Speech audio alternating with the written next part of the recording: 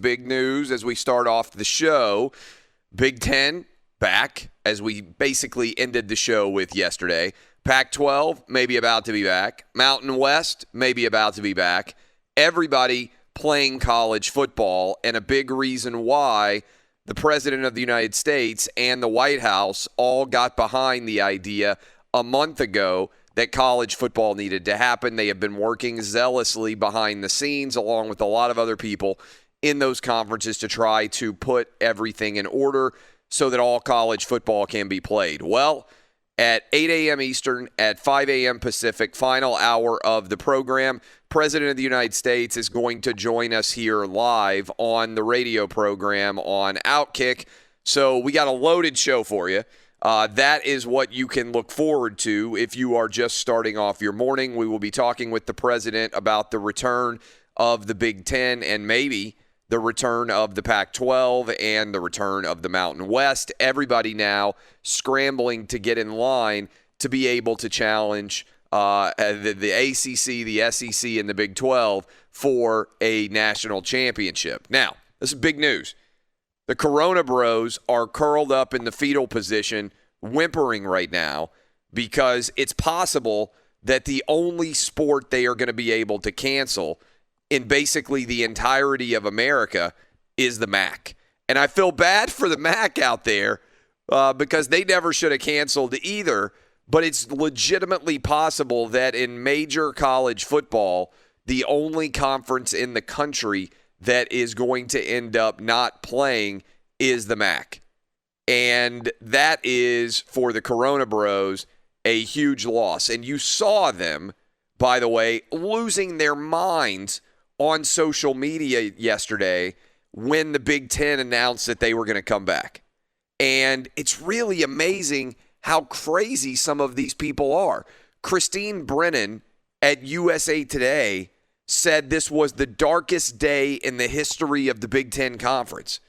Evidently, she forgot about Jerry Sandusky and Larry Nassar and all of the hundreds of people who were sexually assaulted, allegedly, in the Big Ten Conference, and she's considering it to be the darkest day that we're going to allow college kids to make a decision about whether or not they play sports in the fall.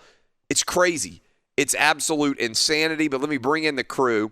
We are super excited, assuming that our phones work and we manage to handle the technology. Again, that the President of the United States is going to be on with us at 8 a.m. Eastern, 5 a.m. Pacific. We can find out whether or not, once and for all, if you listen to the President of the United States last month on the show, Danny G. claims that the President told him he deserved a raise, and now the President is going to be back with us. Danny G., do you think our technology will hold up for it? Harold is not going to be happy this morning. morning. In Hollywood. Do we have Harold's call yesterday? Harold was really upset that we had the President on, and yesterday he called in just to ream us for the decision to have the President on. That's a long call, but I'll put together a little clip of Harold, and we'll play that coming back in the next segment. Yeah, that was the first thought I had was, oh, boy. Another test for the technology. Another test for the technology, and number 45 can back up what our conversation was off the air. By the way, how about the President going 2 for 2, potentially? I don't want to jinx it, but 2 for 2, theoretically, calling us at 8 a.m., and like Joel Klatt can't wake up to make the show, but the President is flawless. And Joel missed us last week, and Chris Mannix missed us yesterday. The President is more reliable than some of our sports guests. And here on the West Coast, we are hoping that we will get to see some USC football. So that's the next thing on the agenda. Yeah, for people who didn't hear this, I mean, we've been talking a lot about the Big Ten. The Pac-12 players finally started to stand up and say we want to play. And California Governor Gavin Newsom said, hey, there's nothing stopping you from being able to play. And last night, I tweeted this out, and it was kind of late, like maybe 11 o'clock Eastern that I tweeted it out, so I should read that headline that was being reported last night regarding the Pac-12 potentially being able to play. This is from John Wilner at Wilner Hotline on Twitter.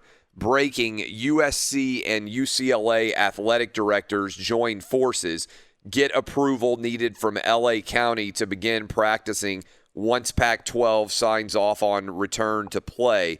This is big for a Halloween restart, folks. So really, the Pac-12 is potentially going to end up mirroring the Big Ten in terms of when they return to play, with an idea that they could play hopefully 7 or 8 games as well as a Pac-12 title game on the same date as the Big Ten and the SEC and the ACC and the Big 12 are playing their title games. And the idea would be that the Pac-12 would at least be in the mix potentially to be considered for a spot in the playoff. The other news that I tweeted out last night, this is according to Brett McMurphy, Mountain West, quote, aggressively exploring options to play in an 8-game fall season, which would culminate with a December 19th Mountain West title game. Sources told him this would allow league to be eligible for the New Year's 6 bowls. Not all schools might play, with Hawaii, Fresno, and Air Force the biggest unknowns for a full season. But again, that would leave only the MAC as a major Power 5, major FBS conference that is not playing, which is pretty remarkable when you consider the last time we talked to the President of the United States, he came on before the Big Ten and the Pac-12 had canceled and said it would be a tragic mistake if college football decided to cancel their season. It's possible that the only conference that is going to end up canceled in college athletics this fall is the MAC. I mean, that's a pretty amazing trajectory, isn't it, Dub? Yeah, there's no doubt, and it's great news. I mean, I'm sorry, MAC. Everyone loves their Tuesday night action later on in the season. But, especially if you are a gambler. It is a lot of fun to watch. Yeah, that's the awesome thing about a normal football season. Towards the end, you get football literally Monday through Monday, every single night. But obviously this year's a little bit different, and we'll sacrifice the MAC. But the Pac-12 potentially coming back, the Big Ten on its way back. Every single Power 5 conference is going to be back, and college football is going to be completely back other than the MAC. How confident, Dub, are you in our technology for the president? Well, the only thing that's worrying me is that you've been singing our technology's praises over the past couple of days. I feel like I might have jinxed this because we haven't had I should take that back. We've had audio guy has been in just total terror because on my device at home in my home studio, we had to get, I don't even know how this works, but we had to get a new mixer put in.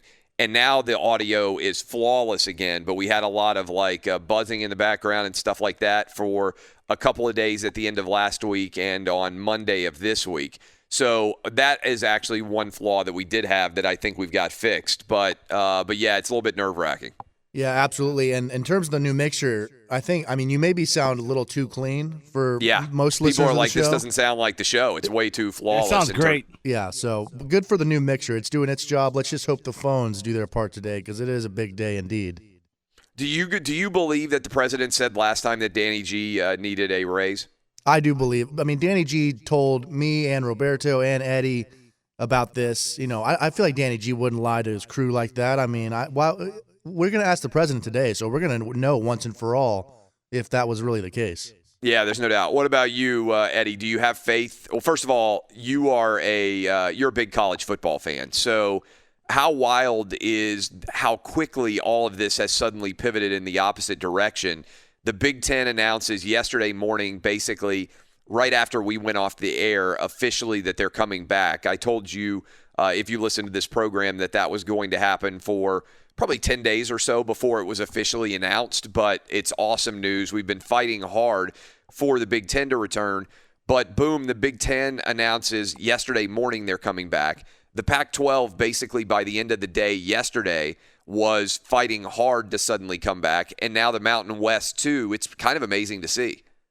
No, don't doubt about it, and very pleasant news. I mean, as a college football fan, this is exciting, but it also kind of angers me in that why did it even come to this? I never understood why they made the decision so soon. You would think you would wait till the 11th hour to call it off if you had to, but why? What's the? I guess it was just because they wanted the praise and to show everyone that they were, they cared more. Right, exactly. So it was a horrible move on their part. It's great to see. I hope all the conferences come back. And as far as the president goes, I don't want to say anything to jinx it as well. I'm just hoping everything works out all right. Yeah. Fingers crossed. So 8 a.m. If you're just waking up, 8 a.m. Eastern. I'm going to keep obviously teasing the fact. By the way, we have other guests too. In the next segment, we're going to talk with Frank Isola and Jeff Schwartz is coming on in hour 2. And I had to bump Dr. Chow, who usually joins us on Thursday. So I had to text him and I was like, "Hey man, you're getting bumped for the President of the United States." And he was like, "Okay, I see that. I understand that would happen on the flow chart of guests. If the President is going to come on, then I've got to relinquish my ability to come in my usual spot on Thursdays." I would love to be able to say I was once bumped for the President. That would be awesome. Yeah, it's not a bad situation to be in. Okay, so what about you, Roberto? How confident are you in our tech? You're sounding great. I have faith everything will go well. And when it comes to college football, man, I'm not looking forward to watch UCLA. I'll probably go 2-4 or 1-5, whatever it be. I mean, I was a huge UCLA football fan in the early 90s, mid 90s, and UCLA has just stopped caring about athletics. So I'm not. They ruined college football for me. I want to tell you, Clay. Yeah, way to be a negative. Way to be a negative right now. All right. By the way, yesterday. Oh, another question. Yeah. When it comes to the audio for the President, are we going to allow ESPN to get some of these highlights? What's going to happen? It's a great point. Like, I was talking with a couple of buddies last night. I went out to dinner, and privately, I was talking with them, and I was saying, "Hey, the President's going to come on the show tomorrow." And one of my buddies was like, "You know what's going to happen, right? Like, ESPN is going to steal your audio again. They're not going to credit your show. CNN is going to steal your audio again. They're not going to credit your show." I mean, these lying loser scoundrels at ESPN and CNN, like, I'm calling them out in advance so all of you will know it. That's exactly what they're going to do. They're going to take our interview and they are not going to credit our show. They're not going to credit me. Remember, CNN actually went through the problem of actually blocking out my name and cutting. They called me a host. They wouldn't even mention the show. They didn't even mention Fox Sports Radio. So, yeah, I know already exactly what's going to happen. You know what? We knew it was going to happen last time, and we said, hey, if you're going to use our audio, you have to credit Clay Travis and Outkick the coverage. That doesn't seem like a monstrous thing to have to accomplish, and yet they weren't willing to do it. So I already know what they're going to do. But you know what? There are, and this is not going to shock anybody out there listening to me right now, one reason why we have become so wildly successful is because there are so many dishonest liars in my business, in the media. And you may not like me, you might even hate me, but I sit down for 3 hours every single day and I am 100% honest with everybody listening.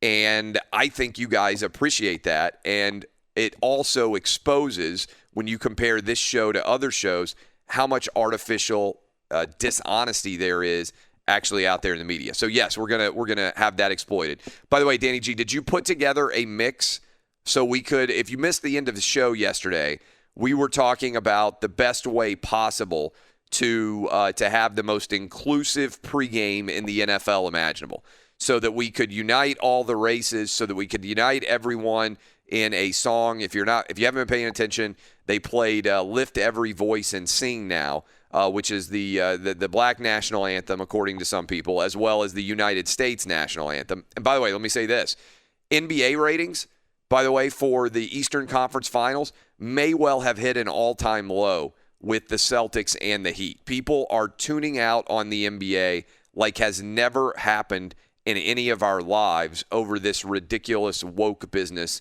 that the NBA has embraced. So, but do we have our new Outkick national anthem, which is designed to be the most inclusive ballad in the history of all time? Yes, sir. Came in an hour early, and I have it ready right here. Should we play it to start? Should we play it right now? When would you suggest that we debut the new Outkick inclusive anthem? Should we do it right now? Well, they always have taught us to do professional radio teases to keep people onto the other side. Yeah, okay. So here's what we're going to do. We are going to play the Outkick anthem, which is the most diverse and inclusive and welcoming song in the history of mankind. If you haven't heard it, we have the white, the black, the Asian, and the Hispanic national anthems, popular songs that we have rolled together that I am humbly suggesting and offering to Roger Goodell and the NFL as the perfect solution for how to ensure that everyone stands for the national anthem and feels welcomed. We might also, by the way, my wife, after the show ended yesterday, she said, you know what? There's no women involved, so there may be a flaw here. And she also said you haven't nodded to the gay community. So we may need to consider what would be the gay national anthem to be even more inclusive than we already are. But we will play that for you when we come back. We will also be joined by @the Frank Isola, who will talk about everything going on in the world of sports and more. All of that, again, appreciate all of you listening to us. Early tease, 8 a.m. Eastern, 5 a.m. Pacific, about an hour and 45 minutes from now. We are scheduled to be joined live by the President of the United States, Donald Trump, on this very radio program. So thank you for starting your mornings with us. Maybe a good solution, good suggestion. Go download the podcast if you haven't already to make sure that you don't miss anything at all. A lot of you driving into work, you might miss that interview, but if you go sign up for the podcast as soon as that interview is done, boom, it will be up on the podcast. You'll be able to listen to it at your leisure in the event that you can't listen live. You can always obviously stream as well at foxsportsradio.com, 300 plus AM FM stations nationwide, all 50 states. Thank you guys for making us so wildly successful on this program, and I want to make sure that all of you can hear that interview. I also want to tell you, today, by the way, NFL back again, week 2. We've got the Browns and the Bengals playing in the battle for Ohio. If you want to bet on that game, you can get $1,000 from FanDuel, free money to bet on that game or any other games going on with week 2. By the way, also the U.S. Open teeing off here in, what time does it tee off? In like an hour or something? They're on the East Coast. They're playing in New York, and it's going to be interesting. I'll ask the president about what he expects to see in the U.S. Open going on this weekend. He's a big golf fan.